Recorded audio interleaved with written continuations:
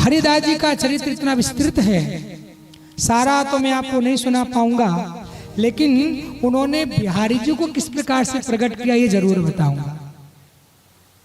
आइए थोड़ा बिहारी जी का चिंतन करते हैं, फिर कथा को आगे लेकर जाएंगे।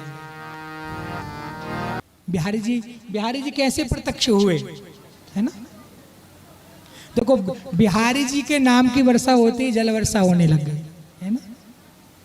यदि आप इसको ऐसे देखें ना कि आज श्रावण मास के पवित्र महीने में श्री व्यासपीठ की सन्निधि शरणागति में बैठ करके हम लोग यदि बांके बिहारी के प्रेम की गाथा सुन रहे हैं, तो ये पानी नहीं बरस रहा है, वृंदावन का प्रेम रस बरस रहा है, ये वृंदावन की भक्ति बरस रही है। तो आपका जो अंग भीजेगा, किंचित मात्र भी इस बरसात के 2-4 छींटे आपके शरीर पे लग जाएंगे, तो विश्वास से कहता हूँ वो पानी नहीं, वो बिहारी जी का प्रेम रंग है, जिसमें आज आप लोग रंग के जाओ।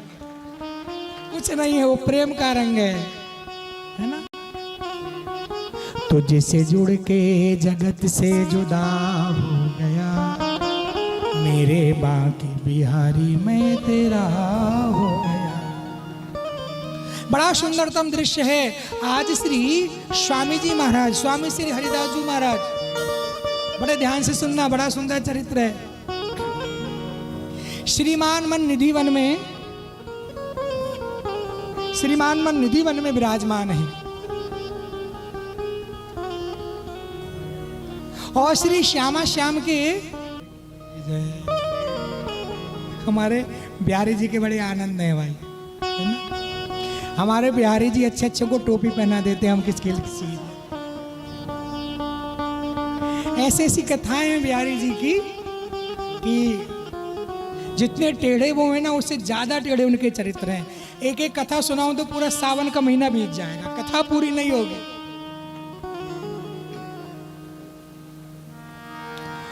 जुगल नाम सोने में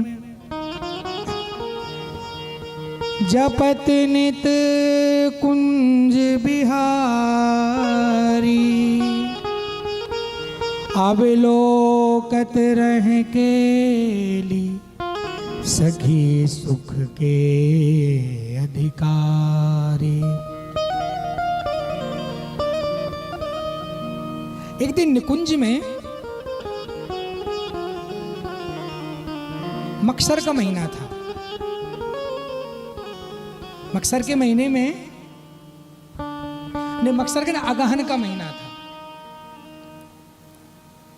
पंचमी का दिन था। प्रातःकाल स्वामी श्री हरिदास जी महाराज अपनी वीणा लेकर के और बहुत ही गहरे गंभीर भाव में निकुंज लीला का मानसी सेवा में प्रवेश किए हुए थे, और बड़े विरह की लीला का ध्यान कर रहे थे। ऐसा विरह है कि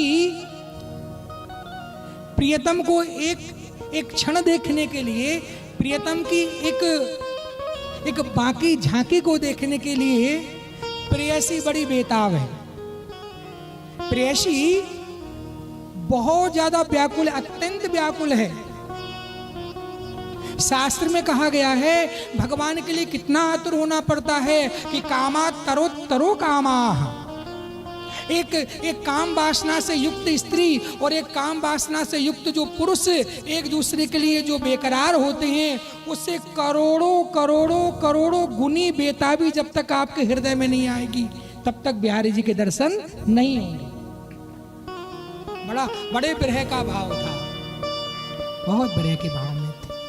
ऐसा प्रतीत हो रहा था कि अगले क्षण यदि मेरा प्रीतम मुझे दृष्टिगोचर नहीं हुआ तो ये मेरे प्राण पखेरु उड़ जाएंगे, मैं शरीर को छोड़ दूंगी। जगत में सच्ची प्रेयसी कोई है, जगत में सच्ची कोई प्रेमिका है, जगत में सच्ची कोई कांता है, जगत में सच्ची कोई चाहने वाली है, तो केवल एक ही चीज है, वो है आत्मा, और दूसरी तो कोई है ही नहीं। मन तो धोखेबाज होता है, मन प्रेम का नाटक करता है, लेकिन उसके मूल में वासना होती है, उसके मूल में कामना होती है, उसके मूल में लोभ होता है, उसके मूल में मोह होता है, उसके मूल में स्वार्थ होता है। वो नाटक केवल प्रेम का करता, मुखौड़ा केवल प्रेम का है। प्रेम की कोई सच्ची परिभाषा है तो यही हो सकती है कि आत्मा ही प्रेम है और प्रेम ही आत्मा है, क्योंकि आत्मा सर्वथा सत्य है। आत्मा कभी गलत निर्णय नहीं करती है। आत्मा काम, क्रोध, लोभ, मोह, मान, मत्सर से सबसे परे है। इसलिए प्रेम का कोई परिष्कृत रूप हो सकता है तो केवल आत्मा हो सकता है, और जगत में शरीर तो हो ही नहीं सकता, और मन तो बिल्कुल नहीं हो सकता। मन तो बिल्कुल ही नहीं हो सकता है। इसलिए गीता जी में कहा गया है, चंचलम ही मना कृष्ण प्रमादी बलभद्रणम। यदि इस प्रेयसी प्रेमिका रूपी आत्मा को परमात्मा रूपी प्रेमी से मिलने में कोई बाधा करता है तो मन ही तो करता है। ये मन जो है ना, आत्मा की साधना का सबसे बड़ा रोड़ा है। जैसे आत्मा भजन, कीर्तन, अध्यात्म और अपने इष्ट के चिंतन के लिए तैयार होती है, वैसे ही मन न जाने शरीर की इंद्रियों के भावना को कहाँ। तो मैं आपसे कह रहा था कि आज हमारे रसिक शिरोमणि है ना, श्री वृंदावनी रसोपासना के शिरमौर शिरोमणि स्वामी हरिदास जी महाराज बड़े बड़े बेकरार, बड़े व्याकुल हैं। आज ऐसा लग रहा है कि कहीं न कहीं श्री राधिका जी की आज्ञा मान करके मैं गोलोक से ललिता के रूप को परित्यक्त करके हरिदास के रूप में इस भूमंडल पर, इस मृत्युलोक में आ तो गया हूँ, लेकिन मैंने कहीं कहीं गलती कर दी। अब वो सुख मैं कहाँ से लाऊं? अब वो सुख, वो आनंद मैं कहाँ से लेकर के आऊं, जो आनंद मुझे निरंतर श्री कृष्ण के मिलन से प्राप्त होता था। वो सुख मैं कहाँ से लेकर के आऊं? वो तो कहीं मिल नहीं सकता, कहीं नहीं मिल सकता। एक बार जो सुख कृष्ण से प्राप्त हो जाता है, जगत के सारे पदार्थ फीके लगने लगते हैं, सब कुछ फीका लगने लगता है, कुछ भी अच्छा नहीं लगता है।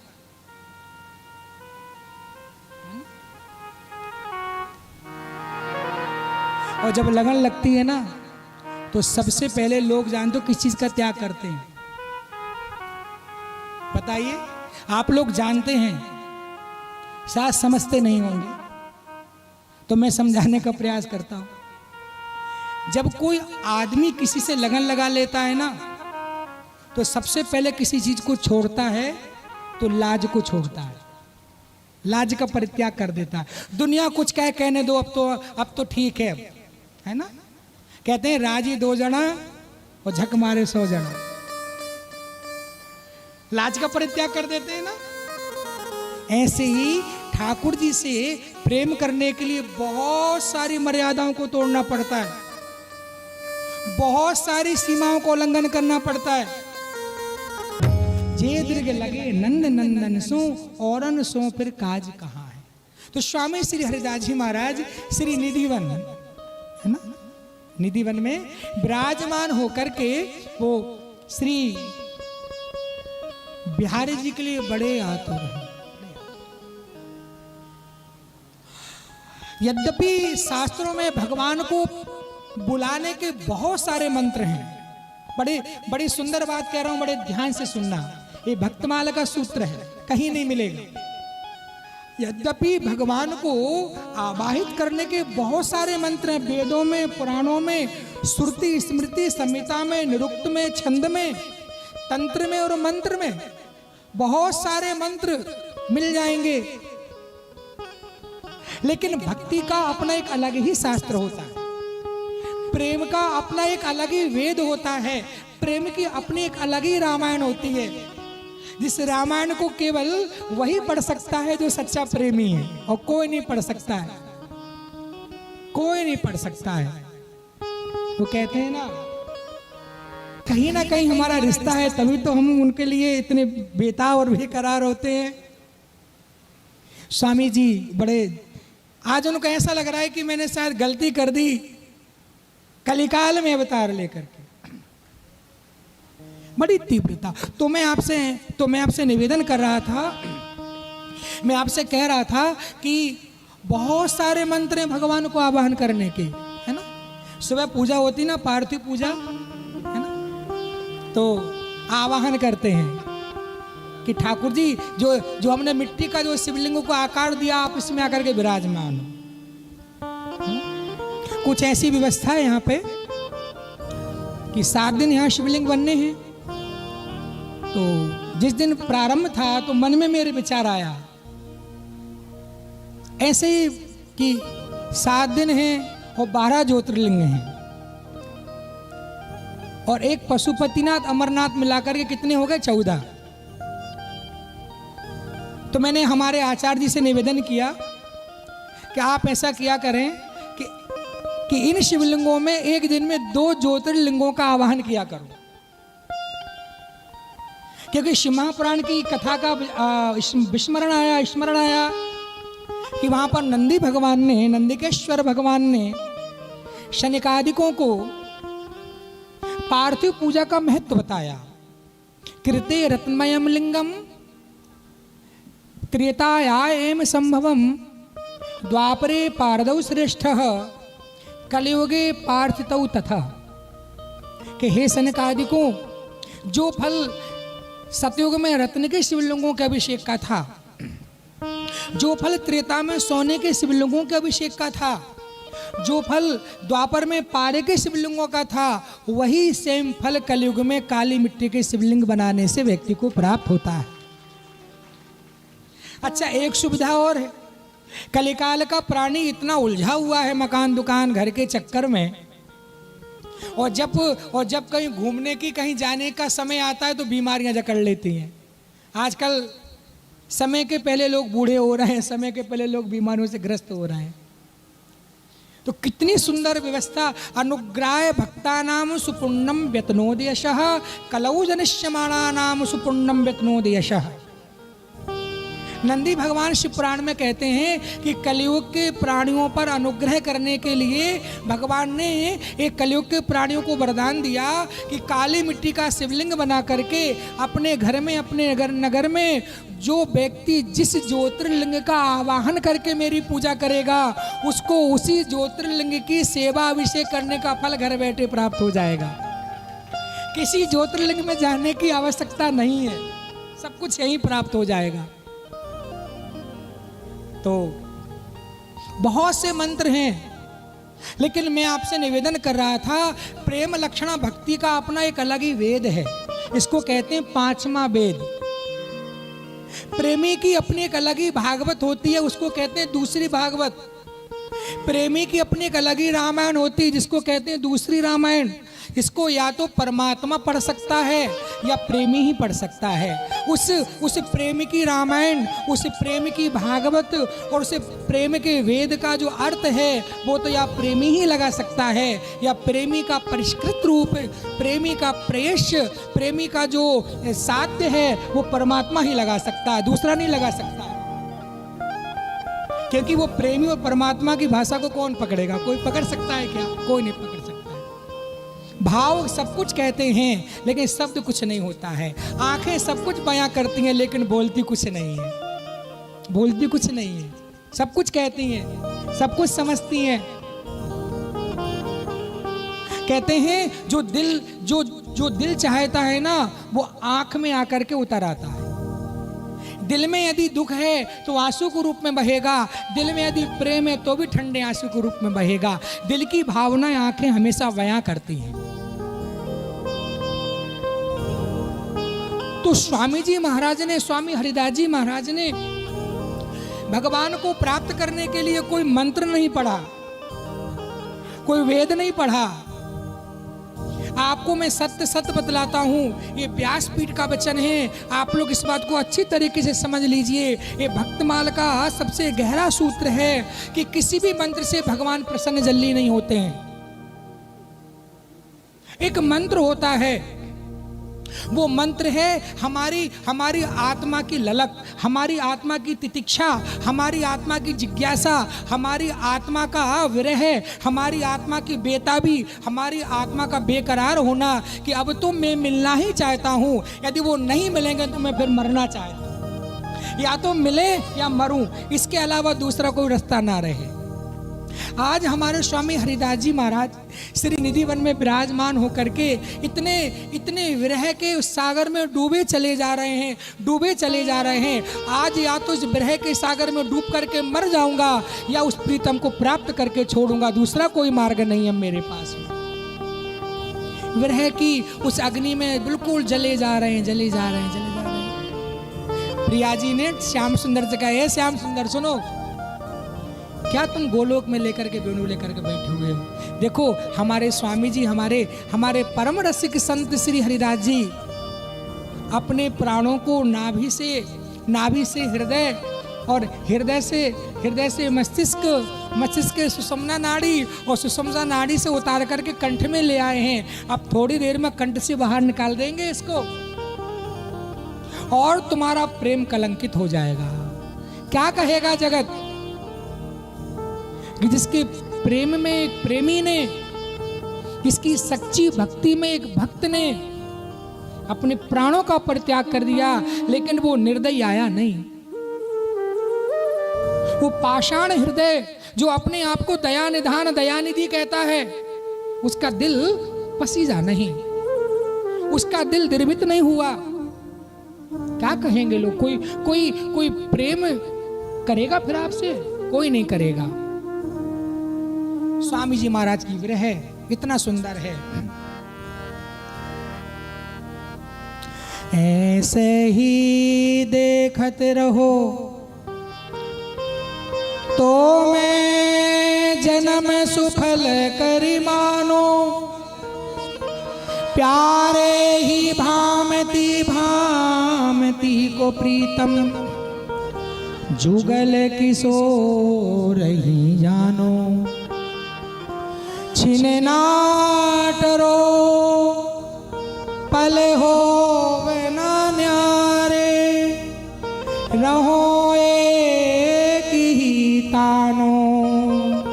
श्री हरिदास के स्वामी श्यामा कुंज बिहारी, बा बिहारिन में मन रानो। हे बिहारी जी, या तो आप आ जाइए या मेरे इस प्राण को श्री जी के चरणों में एक पुष्प बना करके समर्पित होने दीजिए। क्यों? अब मैं इस मानव शरीर में रह करके आपके मिलन की इस विरह अग्नि में अब ज्यादा नहीं तप सकता हूँ। इस विरह की वेदना अब मेरी सहन करने की सीमा का उल्लंघन कर चुकी है। अब आप मुझे आकर के प्राप्त हो जाइए। स्वामी जी द्रवित होकर के उस निधि वन की एक लता कुंज से उनका शरीर असमर्थ हो गया। उनका शरीर ने जवाब दे दिया, उनके हाथ पैर ढीले हो गए। अब उनके शरीर में ये ताकत नहीं रह गई कि वो बीड़ा बजा करके प्रीतम को रिझा सकें। और वहीं उस सघन निकुंज के निवृत्त निकुंज की किसी लता का सहारा लेकर के, किसी वृक्ष का सहारा लेकर के टिक करके अपने प्राणों को कंठ में ला करके श्री जी के चरणों में, सर्वेश्वरी श्री राधिका जी के चरणों में समर्पित करना चाहते हैं। इतने में जानते हो क्या हुआ? इतने में तो त्याग दई बाबेल को, जहां निराश्रित राम आई गए निज दास को, लिए बाह में श्याम। गोलोक से बिहारी जी निकुंज वन में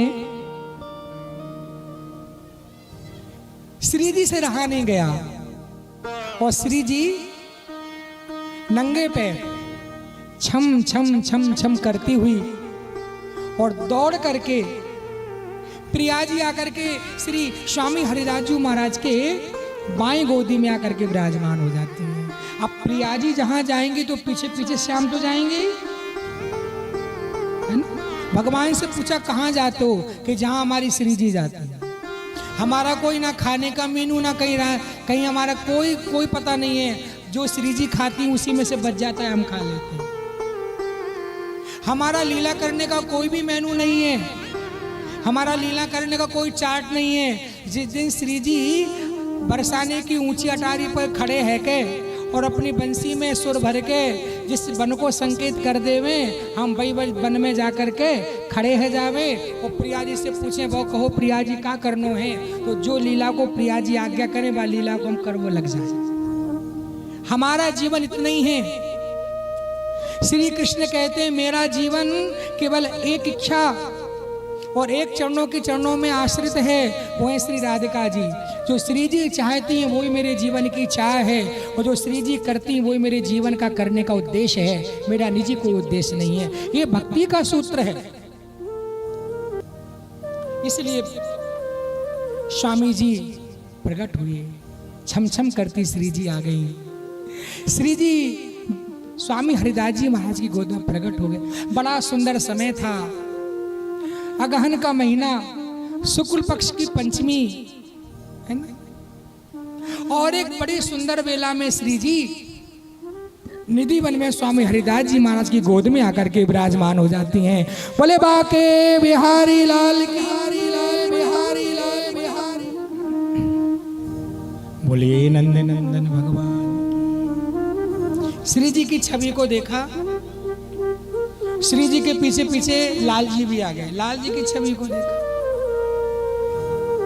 लाल जी तो मस्त हैं, लेकिन प्रिया जी को देखा, प्रिया जी के माथे में पसीना देखा, प्रिया जी के पग में लगी हुई रज को देखा, प्रिया जी को थोड़ी लंबी लंबी सांस लेते देखा। बड़ा कष्ट हुआ मेरे लिए। प्रिया जी को नंगी, जो चरण कमल से भी ज्यादा कोमल हैं, उन चरणों को नंगे पैर दौड़ करके आना पड़ा। जिनका अंग, जिनका श्रीअंग मधुराति मधुर है, कोमलाति कोमल है, परिकृष्टोति परिष्कृत है, जो कोमलता की परिसीमा है। यदि फूल की पंखुड़ी भी प्रिया जी के लग जाए तो घाव हो जावे।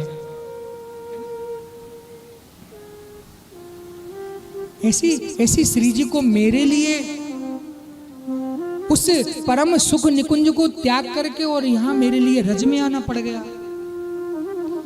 श्री जी को उठा करके अपने हृदय से लगा लिया। प्रिया जी आपने इतना कष्ट किया। प्रिया जी ने कहा बाबा कष्ट की काऊ बात नहीं, तुम्हारी विरह की अग्नि में तुम तो जले जा रहे थे, विरह की अग्नि की आंच गोलोक तक जा रही थी, हमें भी लगो कि जो आंच कहाँ से आ रही है। तो हमारी विशाखा सखी ने कहा कि विरह की अग्नि है श्री जी, ये मृत्यु लोक से ये विरह की अग्नि की ताप की लपटें गोलोक तक आ रही हैं। कोई हरिदास नाम का भक्त तुम्हारे विरह में इतना तपा जा रहा है, इतना तपा जा रहा है, यदि आपने उसको दर्शन नहीं दिया तो पूरा त्रिलोकी उस विरह अग्नि में जल करके भस्म हो जाएगा। ऐसी विरह की अग्नि है, ऐसी विरह। ठाकुर जी से स्वामी हरिदास जी महाराज ने कहा, ठाकुर जी आपसे मेरी एक प्रार्थना, आज के बाद श्री जी को जो श्रम भयो है वो श्रम कभी अब होना नहीं चाहिए। इसलिए मेरी आपसे प्रार्थना है कि आप दोनों मिलकर के एक हो जाए। तो श्री जी को ठाकुर जी ने अपने शरीर में समाहित किया। कैसे समाहित किया? नख से कटिलो राधिका,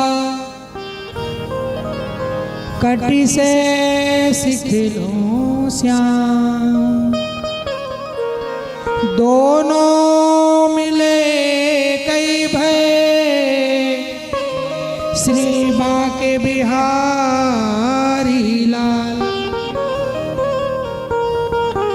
कनक बेल श्री राधिका, मोहन श्याम तमाल, दोनों मिल एक ही भय, श्री बाके बिहारी लाल।